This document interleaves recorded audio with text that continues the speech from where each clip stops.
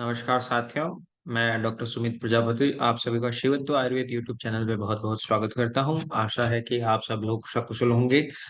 आज का जो हम टॉपिक डिस्कस करेंगे वो है कोर पल्मोनेल। बहुत से लोगों को पता नहीं होगा कि कोर पल्मोनेल क्या होता है, क्यों होता है, किस वजह से होता है। तो आज हम इसके बारे में जानकारी प्राप्त करेंगे। आइए शुरू करते हैं। सबसे पहले हम इसके इंट्रोडक्शन के बारे में देखते हैं कि कोर पल्मोनेल होता क्या है। कोर पल्मोनेल ये है कि when right sided cardiac dysfunction occurs due to any kind of dysfunction in lungs. Cor pulmonale के बारे में एक बात आप जरूर ध्यान रखिएगा कि ये तभी होगा जब लंग्स के अंदर कोई भी प्रकार का डिसफंक्शन होगा। कोई भी प्रकार का लंग्स का में के अंदर डिसफंक्शन होने लग गया, इसका मतलब कि वो उसके उसकी वजह से लंग्स के डिसफंक्शन की वजह से जब हार्ट के अंदर स्पेशली राइट साइडेड हार्ट के अंदर कोई कार्डियक डिसफंक्शन होता है तो उस कंडीशन को हम कोर पल्मोनेल बोलते हैं। तो एक बात का जरूर ध्यान रखिएगा कि कोर पल्मोनेल हमेशा तभी होगा जब लंग्स के अंदर कोई डिसफंक्शन होगा। अगर सीधे ही हार्ट के अंदर किसी डिसफंक्शन की वजह से कोई राइट साइडेड कार्डियक डिसफंक्शन होता है तो वो कोर पल्मोनल नहीं है।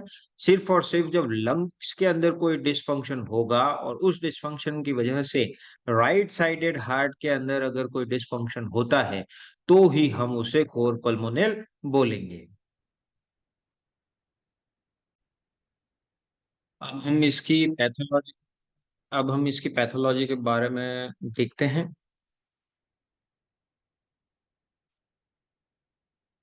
पैथोलॉजी में होता है कि hypoxia due to any kind of lung disorder. किसी भी टाइप का कोई भी लंग डिसऑर्डर हो गया, उस लंग डिसऑर्डर की वजह से सॉरी किसी भी टाइप का कोई भी लंग डिसऑर्डर हुआ। लंग डिसऑर्डर क्या क्या हो सकते हैं? सीओपीडी हो सकती है, या फिर न्यूमोनिया हो सकता है, या फिर इंटरस्टिशियल लंग डिजीज हो सकती है। मतलब किसी भी टाइप का कोई भी लंग डिसऑर्डर हुआ, उस लंग डिसऑर्डर की वजह से लंग हाइपोक्सिया की कंडीशन डेवलप होती है। और हाइपोक्सिया की वजह से क्या होता है, लंग्स के अंदर वेसो कंस्ट्रिक्शन होता है। मान लीजिए कि ये कोई एल्वियोलाई है और इसके चारों तरफ ये कैपिलरीज जा रही है।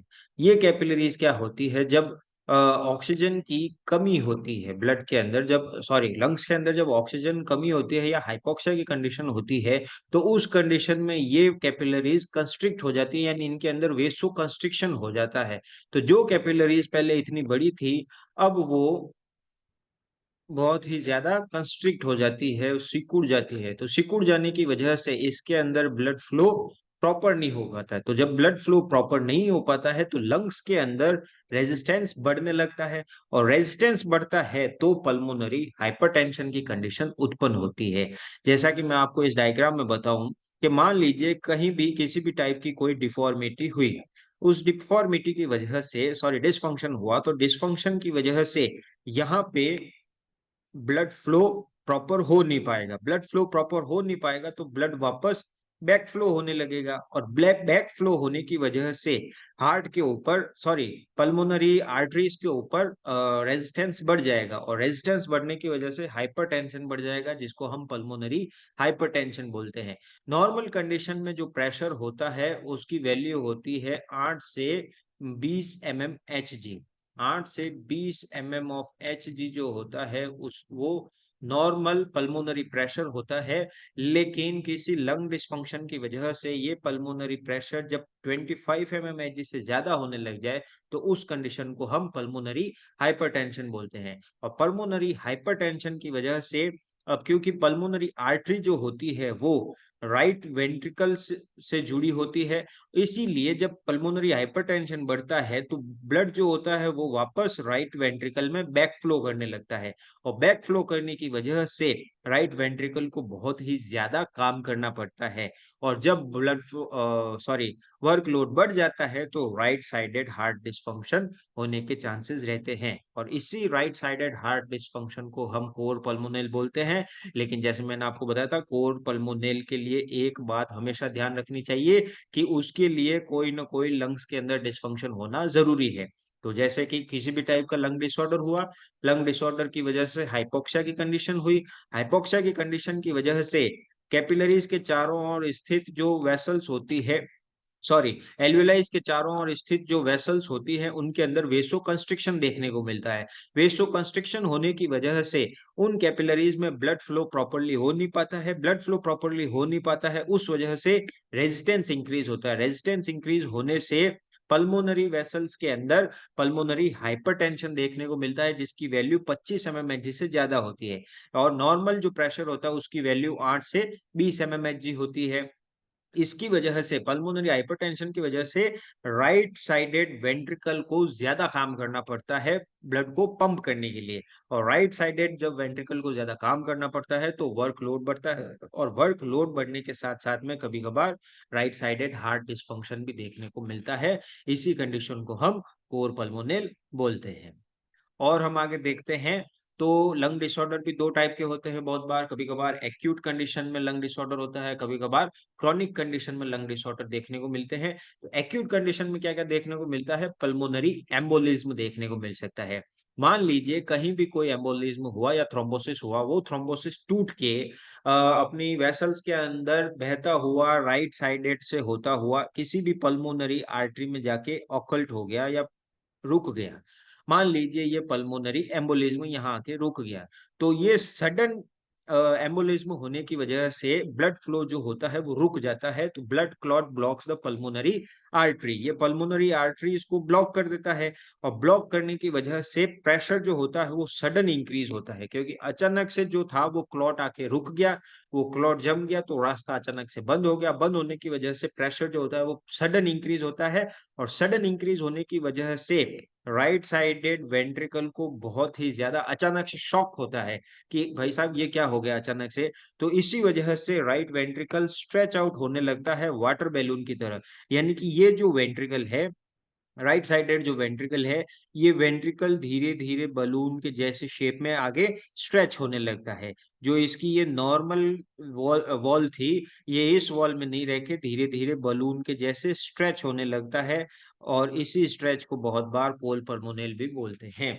और इसके साथ में क्या क्या हो सकता है, क्रॉनिक लंग डिसऑर्डर देखते हैं। क्रॉनिक लंग डिसऑर्डर क्या, like chronic obstructive pulmonary disorder, COPD के ऊपर मैंने पहले ही 2 वीडियो बना रखे हैं जो कि मैं पहले अपलोड कर चुका हूं। तो सीओपीडी की वजह से क्या होता है, लंग्स के अंदर कोई ना कोई डिस्फंक्शन होने लगता है, उनकी एल्वेलाइज में चेंजेस देखने को मिलते हैं, उनकी इंटरस्टिशियम में चेंजेस देखने को मिलते हैं, जिसकी वजह से prolonged high pressure in pulmonary arteries देखने को मिलता है।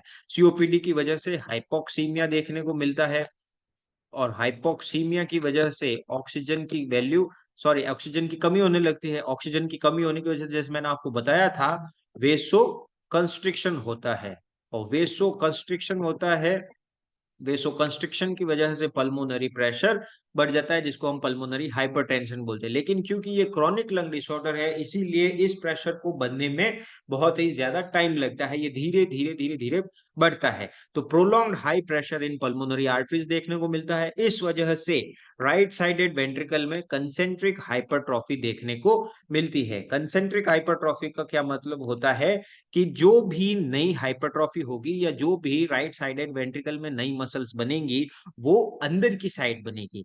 यानी कि पहले सबसे बाहर की लेयर में हाइपरट्रॉफी होगी, फिर उसकी अंदर की लेयर में हाइपरट्रॉफी होगी, फिर उससे भी अंदर की लेयर में हाइपरट्रॉफी होगी। यानी हाइपरट्रॉफी जो है वो बाहर से अंदर की तरफ जा रही है, जो नई मसल्स बन रही है वो अंदर से बाहर की तरफ, सॉरी, बाहर से अंदर की ओर जा रही है। इस हाइपरट्रॉफी को हम कंसेंट्रिक हाइपरट्रॉफी बोलते हैं, और कंसेंट्रिक हाइपरट्रॉफी की वजह से राइट वेंट्रिकल में स्पेस जो होता है वो कम होने लगता है। जो स्पेस पहले जो स्पेस पहले इतना सारा था, बहुत ही ज्यादा मात्रा में स्पेस था, अब कंसेंट्रिक हाइपरट्रॉफी होने की वजह से अब वो स्पेस कम हो जाता है, और जब स्पेस कम हो जाता है, तो राइट एट्रियम से ब्लड जो होता है वो राइट वेंट्रिकल में कम आएगा, और कम आएगा तो इस कंडीशन को डायस्टोलिक फेलियर बोला जाता है। और जब धीरे धीरे डायस्टोलिक फेलियर होने लगता है, तो बॉडी के अंदर यानी राइट साइडेड वेंट्रिकल में जब स्पेस कम होगा, तो स्पेस कम होगा तो ब्लड भी कम जाएगा, ब्लड कम जाएगा तो बॉडी में भी ब्लड कम जाएगा। जब बॉडी में ब्लड कम जाएगा तो डिमांड तो ज्यादा होगी, लेकिन ब्लड की सप्लाई कम होने लग जाएगी। इसका मतलब कि जितनी डिमांड है उतनी सप्लाई नहीं है, तो उस कंडीशन को हम सिस्टोलिक हार्ट फेलियर बोलेंगे। यानी कि सिस्टोलिक की वजह से प्रॉपरली ब्लड जो है वो पूरी बॉडी के अंदर नहीं जा पा रहा है, तो ये systolic heart failure, right sided systolic heart failure देखने को मिलेगा। सिस्टोलिक हार्ट फेलियर देखने को मिलेगा। ये अब हम और आगे देखने की कोशिश करते हैं। कोर पल्मोनल, जैसे कि मैंने आपको बताया था, ये एक नॉर्मल हार्ट है और ये राइट वेंट्रिकुलर हाइपरट्रॉफी इसके अंदर देखने को मिल रही है। तो जनरली क्या होता है कि नॉर्मल सॉरी लंग डिसऑर्डर की वजह से ये कंसेंट्रिक हाइपरट्रॉफी देखने को मिल रही है, जो कि मैंने आपको बताया बाहर से अंदर की साइड में हाइपरट्रॉफी देखने को मिलती है। जो भी नई मसल लेयर बनती है वो बाहर से अंदर की तरफ बनती है, और जो पहले इस राइट वेंट्रिकल का स्पेस इतना ज्यादा था वो अब घट के बहुत कम हो जाता है। कम होने की वजह से सॉरी राइट एट्रियम में जो ब्लड होता है वो प्रॉपरली इसमें आ नहीं पाता है। जब इसमें प्रॉपर ब्लड आ नहीं पाता है तो वो ये भी लंग्स में प्रॉपर ब्लड भेज नहीं पाता है। जब लंग्स में प्रॉपर ब्लड जा नहीं पाएगा तो वापस लेफ्ट एट्रियम और लेफ्ट एट्रियम से लेफ्ट वेंट्रिकल में भी ब्लड उस प्रॉपर अमाउंट में नहीं आएगा, जिसकी वजह से बॉडी में भी ब्लड सप्लाई कम होगी। लेकिन बॉडी में डिमांड तो ज्यादा है, ब्लड सप्लाई कम होगी, तो इस कंडीशन को ही हम राइट साइडेड हार्ट फेलियर बोलते हैं, जिसको हम कॉमनली कोर पल्मोनल बोलते हैं। और इस बात का हमेशा ध्यान रखना है कि कोर पल्मोनल कब होगा, जब कोई लंग डिसऑर्डर होगा। बिना लंग डिसऑर्डर के अगर कोई कार्डियक डिसफंक्शन देखने को मिलता है तो हम उसे कोर पल्मोनल नहीं बोलेंगे। तो जैसे कि इस फ्लो चार्ट में देखने को मिल रहा है कि कोर पल्मोनल किस वजह से होता है, पल्मोनरी हाइपरटेंशन की वजह से होता है। और पल्मोनरी हाइपरटेंशन के तीन कारण हो सकते हैं। पहला है damage to lung tissues like COPD. COPD में क्या होता है, एल्वेलाइज में चेंजेस देखने को मिलते हैं, इंटरस्टिशियम में चेंजेस देखने को मिलते हैं, तो डैमेज टू लंग टिश्यूज हो गया। उस वजह से हाइपोक्सीमिया की कंडीशन हुई, हाइपोक्सीमिया की वजह से हाइपोक्सीमिया की कंडीशन हुई, हाइपोक्सीमिया की वजह से वेसो कंस्ट्रिक्शन हुआ, और वेसो कंस्ट्रिक्शन की वजह से फिर पल्मोनरी हाइपरटेंशन देखने को मिलता है। और पल्मोनरी हाइपरटेंशन की वजह से राइट साइडेड हार्ट फेलियर या राइट साइडेड हाइपरट्रॉफी देखने को मिलती है।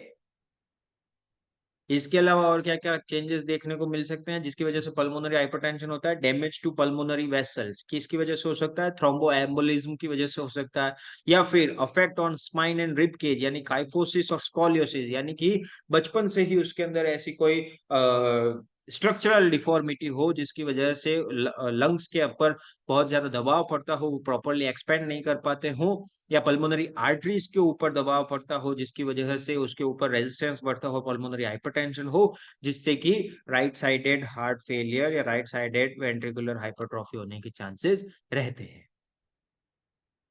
इसके अलावा हम इसके साइन एंड सिम्टम्स की बात करें तो साइन एंड सिम्टम्स जो होंगे वो सारी की सारे बैकअप ऑफ ब्लड से रिलेटेड होंगे। बैकअप ऑफ ब्लड क्यों, क्योंकि प्रॉपर राइट वेंट्रिकल से ब्लड जो है वो प्रॉपरली लंग्स के अंदर जा नहीं पा रहा है, क्योंकि पल्मोनरी हाइपरटेंशन हो गया, और पल्मोनरी हाइपरटेंशन की वजह से ब्लड जो है वो वापस राइट वेंट्रिकल में इकट्ठा होने लग जाता है। तो जो भी साइन एंड सिम्टम्स होंगे उसकी वजह से ही होंगे।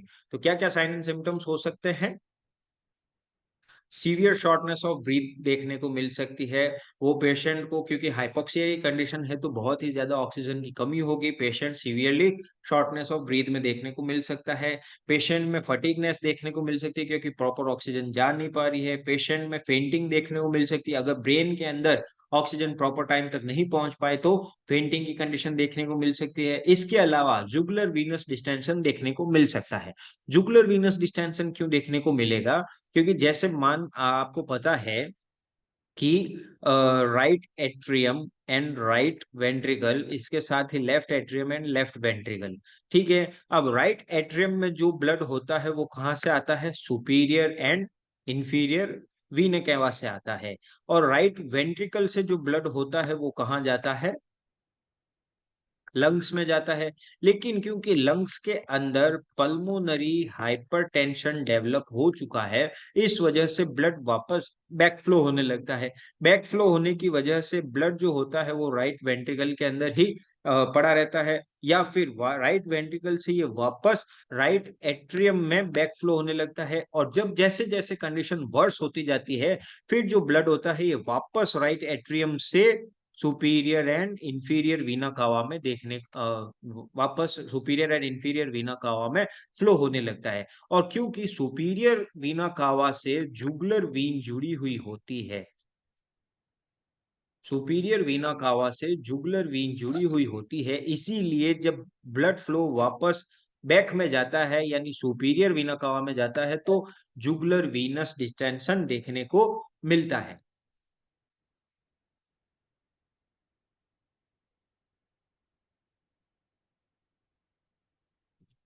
तो जुगुलर वीनस डिस्टेंशन देखने को मिलता है। आप देख सकते हैं कि ये जुगुलर वीन जो है ये पूरी तरीके से डिस्टेंस हो रखी है, डिस्टेंडेड हो रखी है। इसके अलावा क्या देखने को मिल सकता है? हेपेटोमेगाली देखने को मिल सकती है, इडिमा देखने को मिल सकता है। जो मैंने आपको बताया था कि राइट एट्रियम से जो ब्लड है सुपीरियर इन वीना कावा और इंफीरियर वीना कावा में वापस बैक फ्लो होने लगता है, तो इंफीरियर वीना कावा से फिर हिपेटिक वीन एंड जो दूसरी संरचनाएं होती हैं उसमें, और साथ ही नीचे पेडल इडिमा भी, पैरों के अंदर अगर ब्लड वापस बैकफ्लो होने लगता है तो इडिमा देखने को मिलता है। तो क्या क्या चीजें देखने को मिल सकती है? Severe shortness of breath, fatigueness देखने को मिल सकती है, फेंटिंग देखने को मिल सकती है, जुगुलर वीनस डिस्टेंशन देखने को मिल सकता है, और हिपेटोमीगैली देखने को मिल सकती है, इडिमा देखने को मिल सकता है। अब हम इसके डायग्नोसिस की बात करेंगे, हम इसको किस प्रकार से डायग्नोसिस कर सकते हैं, तो उसके लिए हमें कभी-कभार ईसीजी करवानी पड़ सकती है, या फिर पल्मोनरी फंक्शन टेस्ट यानी कि स्पायरोमेट्री करवाई जा सकती है, ताकि हमें ये पता लगा सके कि उस पेशेंट को कोई क्रॉनिक लंग डिजीज तो नहीं है। इसके अलावा हम राइट हार्ट कैथेटराइजेशन को भी फॉलो कर सकते हैं, जो कि सीधे के सीधे पल्मोनरी प्रेशर को मेजर करता है। क्योंकि नॉर्मल पल्मोनरी प्रेशर जो होता है उसकी वैल्यू 8 से 20 mm ऑफ Hg होती है, लेकिन राइट हार्ट कैथेटराइजेशन टेक्निक से हम डायरेक्ट पल्मोनरी प्रेशर को जान सकते हैं। और जब पल्मोनरी हाइपरटेंशन जो है वो 25 ऑफ mmHg से ज्यादा होने लग जाता है, तो ही कोर पल्मोनेल की कंडीशन डेवलप होती है। अब हम इसके ट्रीटमेंट की बात करें, तो ट्रीटमेंट इसका बहुत ही सीधा और सिंपल सा है कि target the underlying lung condition, यानी जिस लंग डिसऑर्डर की वजह से कोर पल्मोनल वाली कंडीशन देखने को मिल रही है, तो हमें उसी लंग कंडीशन को या उसी लंग डिसऑर्डर को प्रॉपरली ट्रीट करना होता है। क्योंकि जैसे ही लंग डिसऑर्डर ट्रीट होगा, वैसे ही कोर पल्मोनल की जो स्टेज है वो भी खत्म होती जाएगी। इसके अलावा क्योंकि हाइपोक्सिया की कंडीशन होती है, हाइपोक्सिया की वजह से वेसो कंस्ट्रिक्शन स्टार्ट होता है, तो उस वेसो कंस्ट्रिक्शन से बचने के लिए यानी हाइपोक्सिया की कंडीशन से बचने के लिए हमें उसको सप्लीमेंटल ऑक्सीजन भी देने की जरूरत पड़ सकती है। तो इस तरीके से हमने आज कोर पल्मोनेल को कंप्लीट किया। कोर पल्मोनेल क्या होता है? जो मैंने आपको बताया कि किसी भी लंग डिसऑर्डर की वजह से अगर कार्डियक डिसफंक्शन देखने को मिलता है, तो हम उस कंडीशन को कोर पल्मोनेल कहते हैं। और specially right sided heart failure देखने को मिलता है, तो उस कंडीशन को कोर पल्मोनेल बोलते हैं। और वो क्यों होता है? वेसो कंस्ट्रिक्शन, हाइपोक्सिया की कंडीशन की वजह से वेसो कंस्ट्रिक्शंस होते हैं। वेसो कंस्ट्रिक्शन की वजह से पल्मोनरी हाइपरटेंशन बढ़ता है। पल्मोनरी हाइपरटेंशन की वजह से ब्लड जो होता है वो वापस राइट वेंट्रिकल में बैकफ्लो होता है, और राइट वेंट्रिकल जो होता है उस पंप को वापस ब्लड करने की पंप करने के लिए बहुत ज्यादा मशक्कत करता है, जिसकी वजह से राइट वेंट्रिकुलर हाइपरट्रॉफी होती है और कंसेंट्रिक हाइपरट्रॉफी होती है, जिसकी वजह से राइट वेंट्रिकल का स्पेस कम हो जाता है। राइट वेंट्रिकल का स्पेस कम होने की वजह से बॉडी में डिमांड बढ़ती है, सॉरी, राइट वेंट्रिकल का स्पेस कम हो जाने की वजह से ब्लड सप्लाई कम होती है, लेकिन बॉडी की डिमांड तो बढ़ी रहती है। और उस कंडीशन में अगर इसको ट्रीट नहीं किया जाए, तो राइट वेंट्रिकुलर हार्ट फेलियर भी देखने को मिल सकता है। इन सारी चीजों को ही कोर पल्मोनेल बोलते हैं। आशा करता हूं कि आपको ये विषय पूरी तरीके से समझ में आ गया होगा। इसके बारे में कोई भी जानकारी या कोई भी क्वेरी हो तो आप कमेंट सेक्शन में कमेंट कर सकते हैं। Thank you so much. Please like share and subscribe my channel. Thank you so much.